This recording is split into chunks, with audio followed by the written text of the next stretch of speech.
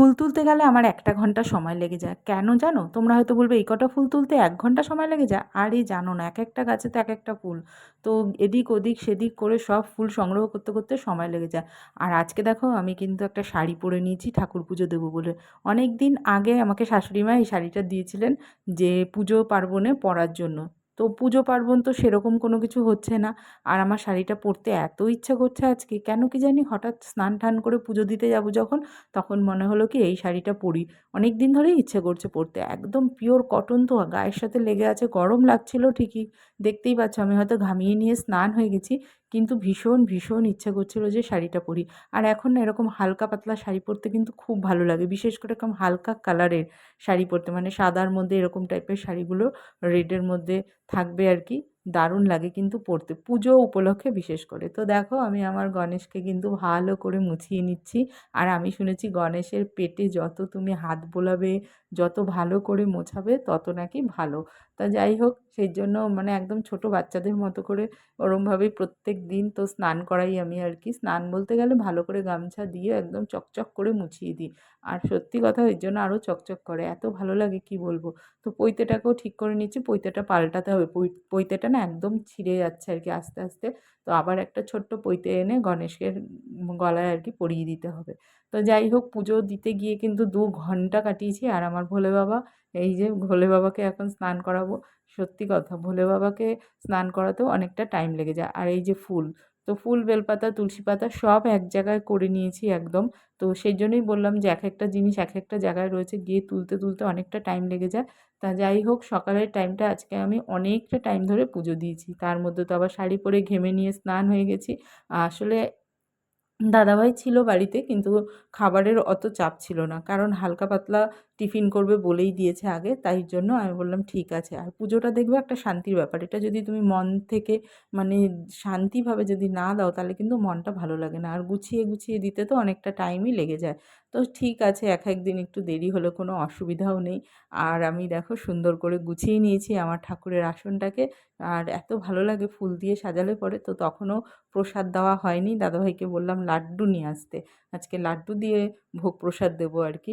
তো এর মধ্যেই দেখো আমি যে স্নান করে একদম রেডি হয়েছি আর ঘামিয়ে নিজে স্নান করে গেছি, সেটাই আমি তোমাদেরকে বলছি আর কি। আর শাড়িটা পরে আরাম পেয়েছি প্রচণ্ড। শাড়িটা পরে কোনো অসুবিধা হয়নি আর কি। আর ম্যাচিং ব্লাউজ তো পাইনি, কিন্তু অনেকটাই কিন্তু কালার ম্যাচিং হয়েছে। যাই হোক, পরে নিয়ে একদম মানে স্নান করে আবার স্নান করে গেছি ঘেমে নিয়ে, সেটাই আমি তোমাদেরকে বলছি আর কি। আর এরকম শাড়ি পরলে পরে দেখবে ঘামলেও অসুবিধা হয় না, তাই না? তা যাই হোক, এরপরে কিন্তু রান্না বাকি আছে, সেগুলো নিয়েও বলছিলাম যে এরপরে অনেকগুলো কাজ বাকি আছে। এতটা সময় আমি এখানে দিচ্ছি ঠিকই, সকালবেলা শাড়ি পরা দেখে দাদাভাইও অবাক হয়ে গেছে। ভাবছে কী রে বাবা, আজকে আবার কোথায় যাবে শাড়ি ঠাড়ি পরে, এ আবার কী হলো। তা যাই হোক, এরপরে আমি আরতিটা সেরে নিই। আরতিটা করলে পরেই মোটামুটি আমার পুজোটা কিন্তু কমপ্লিট হয়ে যাবে। আর সকালের কিন্তু অনেকগুলো কাজ আগে থেকেই আমি কমপ্লিট করে রেখেছি। তার জন্যেই পুজো দিতে এসে অনেকটা সময় আর কি কাটালাম। আর তার মধ্যে দোকানটা খোলা আছে, সেটা তো দাদাভাই দেখছে, ওই জন্য কোনো অসুবিধা হচ্ছে না। শান্তিমতো একটা জায়গায় দাঁড়িয়ে আমি পুজোটা দিতে পারছি আর কি। আর দোকান বন্ধ থাকলে, মানে বন্ধ না সরি, খোলা থাকলে আর দাদাভাই না থাকলে পরে ওই দিকেই ধ্যানটা থাকে বেশি। তখন তো আরও তাড়াতাড়ি কোনো রকমে আর কি পুজোর কাজগুলো করি আর কি। তো আজকে যেহেতু বাড়িতে আছে সেই জন্য আমি বলেছি যে তুমি কিন্তু দোকানটা দেখো, তারপরে আমি তোমার টিফিনের ব্যবস্থা করছি। আগে পুজোটা দিন। আর পুজোটা সকালে দেওয়া হয়ে গেলে পরে দেখবে অনেক, অনেক রিলিফ পাওয়া যায়। মনে হয় জানি কত কাজ সারা হয়ে গেছে। তারপরে তো আরেকবার স্নান আমি করি। মানে রান্না-ঠান্না করার পরে আর কি। তো এই যা গরম পড়েছে, তোমাদের কি হাল বলো একটুখানি কমেন্টের দ্বারা। সত্যি কথা, এইবার যেন বৃষ্টিই নেই, তাই না? একদম বৃষ্টি মানে আসবো, আসবো করেও কিন্তু সেইভাবে বৃষ্টি আমাদের এখানে তো হচ্ছে না। কার, কার কোথায়, কোথায় বৃষ্টি হচ্ছে একটু কমেন্ট করে জানিও তো। আমাদের এখানে প্রত্যেকদিন একটু মেঘলা, মেঘলা করছে। হাওয়া, ঠান্ডা একটা হাওয়া আসছে, ব্যাস বৃষ্টি এর দেখা নেই আর কি। অন্যান্য দিন মানে অন্যান্যবার কত বৃষ্টি হয়, এবার তো বৃষ্টিই নেই। হয়তো পুজোর সময় গিয়ে দেখা গেল ঝমঝমিয়ে বৃষ্টি দিল। সেই সময় যখন আমরা ঠাকুর এরপরে দেখো সকালের কি টিফিন করব। এই গরমে ছাতু দিয়ে আর দই দিয়ে একটা শরবত মতো বানাবো। দাদাভাইকে আমি আগেই সেটা বলে দিয়েছি। আর এরকম ইনস্ট্যান্ট রেডিমেড খাবারগুলো বানাতে পারলে পরে দেখবে কোনো কিন্তু ঝামেলা থাকে না। টিফিনটা কিন্তু একটা বড় একটা মানে বড় একটা চ্যালেঞ্জ আর কি সকালের। যে কী বানাবে আর কতটা টাইম এখানে দিতে হবে আর কি টিফিনে। তো এইটা তো কোনো ঝঞ্ঝাটের টিফিনই না, পেটটাও ঠান্ডা থাকবে, শরীরটা ঠান্ডা থাকবে। টক দইটা ঠান্ডা ছিল ফ্রিজে, ওই জন্য কোনো ঠান্ডা জল নিইনি। এমনি নর্মাল জলেই গুলে করেছি। এত দারুণ লাগে খেতে, তার সাথে কিন্তু বিট নুন দিয়েছি, কোনো চিনি-টিনি কিচ্ছু না। বিট নুনটা দেওয়াতে আরও টেস্টফুল হয়ে গেছে। আর আমি তো ঠাকুরটা পুজো দিয়ে উঠে চা খেয়ে নিয়েছিলাম। চাটা খাওয়ার পরে এইটা বানিয়ে নিয়ে না মানে শরীর দিয়ে এত ঘাম বেরিয়ে গেছে, তখন মনে হচ্ছে কি আরও জল খাই, আরও জল খাই। শরীরটাকে কী দিয়ে ঠান্ডা করবো আর কি। তো এইটা বানাতে সত্যি ১ গ্লাস খেতে পেটটাও ভরলো, মনটাও শান্তি হলো। দেখো কি সুন্দর হয়েছে। আমি এখন থেকে ভেবেছি এই গরমে প্রায়ই এই জিনিসটাই খাবো। দাদাভাই তো বেশি খেতে চায় না ছাতুটা আর কি। তা কিছু করার নেই, এরকমই খেতে হবে আমি বলেই দিয়েছি। কেননা রুটি তারপরে এই সমস্ত করতে গেলে অনেক ঝঞ্ঝাট ভাই। আর এসব খাওয়াটাও ভালো না, রুটি, চাউমিন এ সমস্ত বেশি খাওয়া ভালো না এই গরমে। এইরকম হালকা পাতলাই খেলে পরে শরীরটা ভালো থাকবে। তা টক দই যেহেতু আছে, টক দই কিন্তু পেটকে প্রচণ্ড ঠান্ডা রাখে। আর তার সাথে ছাতুটা একটু বেশি নিয়েছি যাতে অনেকক্ষণ পেটটা ভারী থাকে আর কি, পেটটা বেশ ভার হয়ে থাকে ছাতু খেলে পরে। তো দেখো গ্লাসে করে দাদাভাইকে দিয়ে দিলাম। আর আমিও ১ গ্লাস নিয়ে বসে পড়েছি। এইটা একটু নিশ্চিন্তে শান্তি করে মানে খেয়ে এতটা আরাম পেয়েছি, শরীর পুরো ঠান্ডা হয়ে গেছে আর কি। তারপরে তো রান্নার জোগাড় করতেই হবে। বসে, বসে ভাবছি যে একটা, একটা করে কাজ কমপ্লিট করি, তারপরে দেখা যাবে বাবা। তো রান্নার জন্য দেখো এই যে রাজমা ডালটা, এই ডালটা তো আমি অনেক করেছি, মানে আমি না দাদাভাইই করে আর কি। তো সেটা প্যাকেটটা এনে অনেকদিন ধরেই রেখে দিয়েছিল আর কি। তা করব করে আর করাও হয় না। আসল কথা ভুলেও গেছিলাম। তা তারপরে হঠাৎ মনে পড়লো এই ডালটা তো আছে, ডালটাকে ভিজিয়ে দিই। তা রাজমার যে ডালটা আছে ওটাকে নিয়ে আগে ভিজিয়ে রাখলাম। প্রেসারে সিটি মারলেই হয়ে যাবে।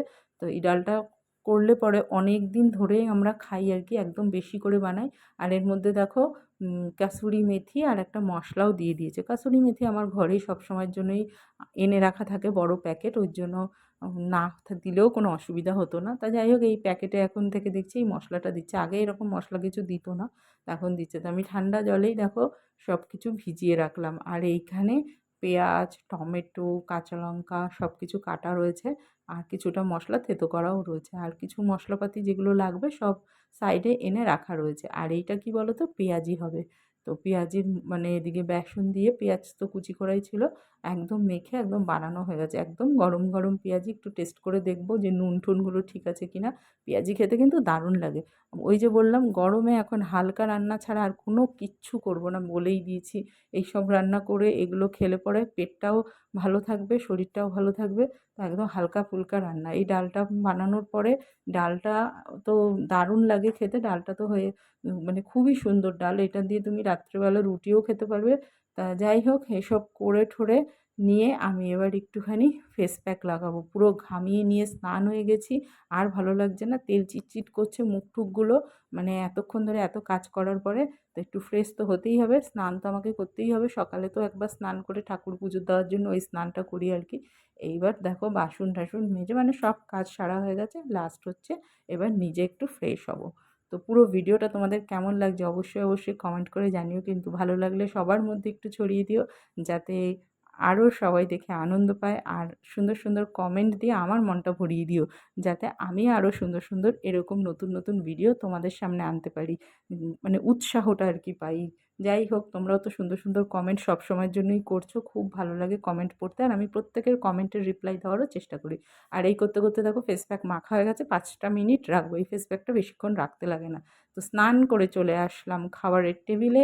ভাত নিয়ে নিয়েছি। প্রচণ্ড খিদে পেয়ে গেছে। আর এইরকম হালকা খাবার হলে তো আমার ভীষণ ভালো লাগে। পেঁয়াজিগুলো একটু হয়তো পুড়ে, পুড়ে গেছে। একটু কড়া করে ভেজেছি। আর তার সাথে একটু পাঁপড়ও ভেজে নিয়েছিলাম। তো তারপরেই ডালটা যা হয়েছে না অসাধারণ ডালটা হয়েছে। হেভি লাগে এই ডালটা দিয়ে ভাত খাও, রুটি খাও, পরোটা খাও, যাই খাও না কেন মন ভরে যাবে। আর কতটা বানিয়েছি দেখেছো তো? অনেকটা।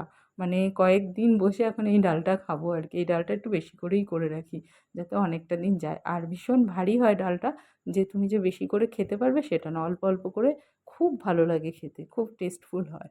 তো দেখো রীতিমতো ভাতের সাথে একদম হালকা একটা খাবার নিয়ে নিয়েছি। দাদাভাইকেও দিয়ে দিয়েছি। দাদাভাইয়ের তো সবথেকে ফেভারিট এই ডালটা। কারণ ওই এই ডালটার আনা শুরু করেছে আর কি আমাদের বাড়িতে।